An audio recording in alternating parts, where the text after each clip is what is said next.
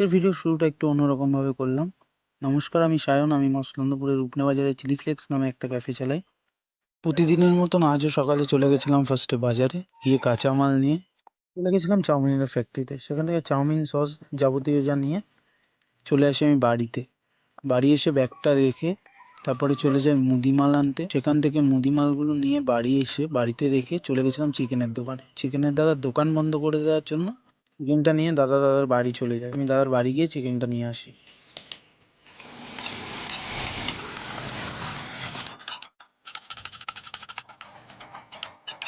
এরপর ভেজিটেবলগুলো সব একে একে কেটে, স্যালাডগুলো কেটে সব রেডি করে ফেলি। তারপরে একদিকে মোমো স্যুপটা স্টিমে বসিয়ে দিই, আর একদিকে চাউমিনের জলটা বয়েল করতে বসি।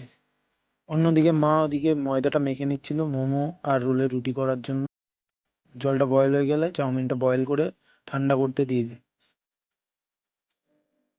এরপরে পকোড়াগুলো একে একে ভেজে ফেলি।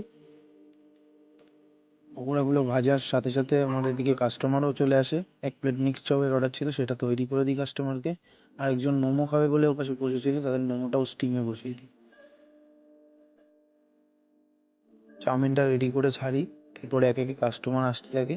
এরপর হালকা বৃষ্টি শুরু হয়, আর ওপাশের টেবিল দুটোর নিচে আমার কোনো ছাউনি নেই, তাই চেয়ারগুলো আমি কাত করে শুইয়ে দিই যাতে বৃষ্টির জলটা না জমে। তারপরে বেচা কেনা শেষ করে নোংরা হয়েছিল সেটা পুরোটা পরিষ্কার করি।